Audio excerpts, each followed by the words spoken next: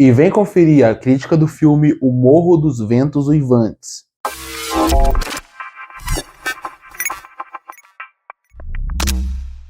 E chegou nos cinemas a nova versão do conto O Morro dos Ventos Uivantes. Para quem não sabe, O Morro dos Ventos Uivantes é o livro publicado em 1847. E ele é um clássico da literatura. Tanto que a sua primeira versão que foi para o cinema foi em 1939. De lá para cá, O Morro dos Ventos Uivantes ganhou milhares de versões, seja para cinema, TV ou teatro. É uma história clássica, que já teve várias versões, e agora vai ter essa nova versão. E a diretora, a Anne Fennell, ela deu uma entrevista falando que essa versão dela, do Morro dos Ventos Uivantes, não é uma adaptação do livro. Na verdade, é uma releitura do livro, visto pelo ponto de vista dela. Tanto que ela destaca muito que o Morro dos Ventos Uivantes é colocado em aspas, como se fosse, olha, é o Morro dos Ventos Uivantes. Querendo dizer que não é exatamente a história que você espera, é a visão dela. Anne Fennell, que recentemente ganhou muita credibilidade no cinema pelos seus dois últimos filmes, Bela Vingança, que chegou até a concorrer ao Oscar, e também o Saltburn. E quando você pensa na filmografia dessa diretora, ela tem duas características. A primeira é que ela faz filmes que é para se questionar. Os filmes dela, nenhum dos três, né?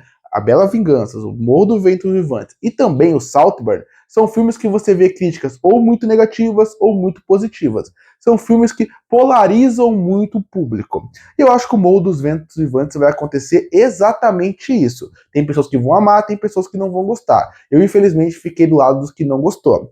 A outra característica muito importante da filmografia dela é que ela pega esses filmes e ela pega essas narrativas para tentar mostrar lados diferentes de uma relação.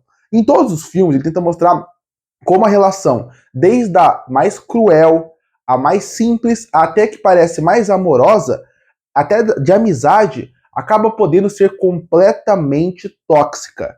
Eu acredito que é isso que acontece aqui também em O Morro dos Ventos Uivantes, quando ela pega o Heathcliff e também a Cat, e o filme inteiro gira em torno apenas da relação deles e também como o amor deles vai degradando os dois como casal, mas também todo mundo à sua volta. Seja o Linton, seja a Nellie, seja a Isabella, seja o pai da Cat. E isso é uma visão que ela quer trazer para cá. Se foi bem feito, aí já é outra coisa. E eu acho que o Morro dos Ventos Uivantes, ela consegue introduzir bem a narrativa, ela consegue encerrar de uma maneira que eu acho que vai dividir muitas opiniões, e ela tem um meio que eu acho muito problemático. O grande lance aqui é que o Morro dos Ventos Uivantes, ela é um conto que ela quer falar muito sobre desigualdade social. Ela também quer falar sobre outras críticas sociais muito mais pesadas. O filme acaba não querendo abordar isso. Então, eu recomendo que se você foi ver o Morro dos Ventos Uivantes, já tendo assistido os filmes antes, vá com uma cabeça aberta, senão você vai se decepcionar. Se você ler o livro, também vai com a mente aberta e você vai se decepcionar. Agora, se você viu o filme de 2026, eu recomendo que depois você leia o livro ou vá atrás das outras versões para ver quão diferente é essa versão das versões originais. Aqui, eu acho que o grande ponto que faz o filme crescer é a química e a atuação da dupla principal. O Jacob Elord, que vai crescendo muito em Hollywood nos últimos anos, que inclusive estava no último filme da Anne Fennell, onde ele fez o filme Saltburn, e a Margot Robbie. A Margot Robbie, ela é hipnotizante, ela é maravilhosa, e mais do que isso, a atuação dela, como ela consegue mudar as expressões, a forma como ela consegue levar a Cat numa cena de completo domínio a um choro constante, é incrível. Essa atriz, ela é maravilhosa, não é por causa desse filme, é por toda a filmografia que ela tem na sua carreira. Ela é incrível. Eu acho que esse é um ponto que acaba meio que me levando pro filme. Porque você quer ver a relação deles. Por mais tóxica que seja, por mais distorcida que ela seja, é muito interessante ver como essa dupla de atores vai entregando o que os personagens precisam. Eu digo mais, às vezes eles conseguem entregar mais do que o próprio roteiro consegue dar para eles. Isso é visível. Uma coisa que eu acho que é bem problemática aqui é que quando você sai da dupla principal, o resto acaba se tornando um trampolim para a dupla principal e não personagens secundários que funcionam de maneira própria.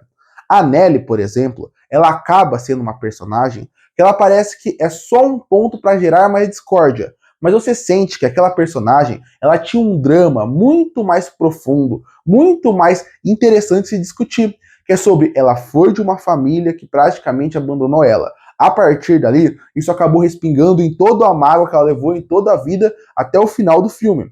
O filme não explora isso, o filme, na verdade, praticamente usa ela como um motivador para as coisas acontecerem e poderem mais. O Linton também é um personagem que eu acho que ele tinha uma narrativa muito mais profunda para acontecer, mais do que simplesmente ser um obstáculo para o casal. Ele tem coisas para discutir e o filme também não tem muito a fundo. O mesmo vale para a Isabela. A Isabela é alguém que ela nunca teve amarra para as coisas que ela quis ter. Ela faz tudo o que ela quer e ninguém acaba parando ela.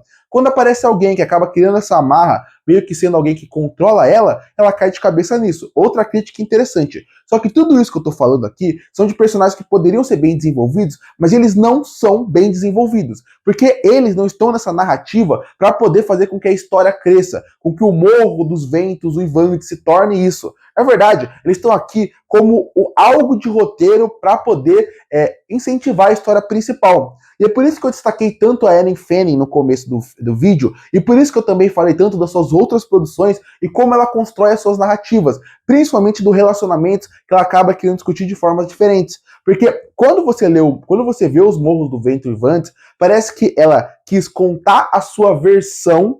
Ela quis contar um relacionamento tóxico a partir de duas pessoas que tinham uma relação forte e como os dois vão se quebrando. Ela leu o livro e viu uma oportunidade de contar essa história aqui. O problema é, pela contar essa história, ela teve que quebrar muito do que a narrativa tinha potencial de se contar. O próprio personagem principal, né, ele acaba sendo um personagem que você consegue perceber que ele tinha uma narrativa, de um personagem que ele não sabe qual é o lugar dele no mundo. Em sentido de, ele é alguém que nunca teve alguém que cuidasse dele, ele virou o dono da Cat. Então, a partir daí, quando você vai desenvolvendo a história, você vai percebendo o quanto ele tem uma dependência emocional dela. Isso é interessante, mas tem toda uma narrativa desse personagem, dele ser bruto, dele ser cruel, que o livro, que as histórias antigas tentam abordar, e o filme não, porque essa não é a ideia do filme. O filme não quer falar sobre o que realmente fez o Morro dos Ventos Uivantes fazer tanto sucesso. Ele quis falar, na verdade, simplesmente sobre o relacionamento entre eles e como aquilo vai desgastando um outro. Que não existe dono ou alguém, no caso aqui, ela que é dona dele, ou ele que simplesmente faz tudo o que ela quer. Não, chega num ponto onde eles estão em patamares iguais. Mas nesses patamares iguais, muitas coisas foram destruídas no caminho. Essa ideia é interessante, mas como chega até lá é um problema. Por isso que eu falo que o filme começa muito bem e ele termina de uma maneira até um pouco questionável. Porque o filme começa bem, porque ele apresenta muito bem qual é a relação de cada uma daquelas pessoas daquela casa. Quando você vê a relação desses quatro, você consegue entender como cada um vai funcionar e como eles vão se desenvolver a partir dali. Só que quando chega na metade do filme, que é o momento onde o filme deveria parar, desenvolver esses personagens, trabalhar eles de maneira interessante, apresentar melhor discurso, o filme tem tantas escolhas questionáveis que me incomodam. Um exemplo, a montagem do filme. A montagem do filme é muito questionável aqui. A passagem de tempo, como ela é conduzida, como ela é apresentada, em vários momentos parece que falta coisa. Outra coisa, falando em montagem, é que tem uma edição em alguns momentos do filme onde coloca música pop misturada com a montagem que não funciona pra mim. Parece realmente que fez já pensando que as pessoas vão gostar de ver aquele casal em tela e que vai querer ver vários edits dele em várias redes sociais. Parece que é isso que querem colocar aqui. Porque realmente a música pop não entra de maneira interessante, ela parece deslocada e ela estraga vários momentos que parece comercial. Tem uma cena envolvendo os dois personagens principais, onde parece que eles estão num comercial de TV. De tão absurdo que foi a cena. Parece que ela quer realmente trazer esse edit, até os cortes que são feitos. Realmente me incomodou demais algumas cenas. Até a relação deles, como é construído nesse ponto, era para consolidar a virada da cabeça deles e mostrar como eles estão sendo destruídos, não funciona muito bem. E por isso que eu falo que o final é questionável. O final é questionável não pelas escolhas, mas como chegou até lá que transforma questionável. Não é o visual do filme que eu acho muito bonito, não são as atuações que estão muito boas, é a forma como a narrativa quis entregar. Eu tenho certeza que ela usou como inspiração o filme Romeu mais Julieta, que é o filme que é feito pelo Baz Luhrmann, onde ele fez uma releitura de Romeu e Julieta da forma moderna. Só que ele foi tão inteligente ali que ele conseguiu realmente trazer a leitura para uma forma moderna, onde ficou muito bom e para mim é um dos meus filmes preferidos. Eu amo Romeu e Julieta, porque a releitura foi muito bem feita. Aqui não funciona dessa forma. Aqui essa releitura não funciona da maneira que deveria. O filme é ruim, é muito difícil falar que ele é ruim, porque ele é um filme que tem muita coisa boa, seja o visual, seja as boas atuações, seja algumas discussões que são interessantes, mas eu acho que a forma como resolveu contar a história virou algo tão próprio que acaba incomodando. Quando você vê o 200 Vivantes de 2026, ele passa a impressão que é a discussão que as pessoas têm sobre o filme mais do que o filme deveria discutir. Sabe quando você tem aquele história que é super complexa, super falando sobre relacionamento abusivo, relacionamento tóxico, mas no final das contas, quando a pessoa termina, elas perguntam se o casal fica junto ou não? Essa não deveria ser a discussão da história. A discussão da história deveria ser tudo o que acontece até ali. Esse filme parece isso. Parece que o Morro dos Ventos Vivantes tem muita coisa para discutir, muitas críticas sociais, mas a verdade é que quer discutir só a relação entre eles. Nisso, você estraga o que deveria ser a alma do filme. Então o filme, para mim, ele é problemático. Ele tem coisas muito boas, mas para um filme de 2 horas e 13, poderia ter sido muito melhor em muitos aspectos. Eu gosto da filmografia da Annie Fene, eu gosto de diretoras e diretores que acabam saindo do padrão. Eles querem mostrar sua visão e eles querem incomodar. Filme que incomoda gera discussão, mas também gera polarização. Para mim, esse filme não funciona porque eles não conseguem trabalhar as coisas de maneira interessante. A edição, que é muito perdido em certo ponto, as músicas pops, a forma como mal utiliza os personagens secundários, até a relação deles em certo ponto, na metade do filme se perde, fazendo com que o filme não funcione para mim. Concluindo, o Morro dos Ventos Vivantes poderia ser muito melhor do que ele foi. Ele tem potencial, ele tem uma ótima diretora, um ótimo elenco e um livro clássico que não é à toa. A escolha que ela resolveu ir acabou para mim não fazendo o filme funcionar, seja por causa da metade, que eu não acho boa, ou seja pelo final questionável. Mas o filme tem muitos elementos no meio que mostra que ele tinha potencial de ser melhor, se ele focasse mais na história principal. A escolha do casal pode funcionar para o que a diretora queria contar para o seu filme. Porque quando você pensa no que o filme deveria ser, eu acho que ela foi a mais do que deveria. E por isso que eu fecho o Morro dos Ventos Vivantes com uma nota 4 de 10. Curte e fortalecer o canal, se inscreve para não perder os próximos vídeos. E aí, o que achou do filme Morro dos Ventos Vivantes? Gostou ou não? Comenta aqui embaixo. Eu volto, próximo vídeo.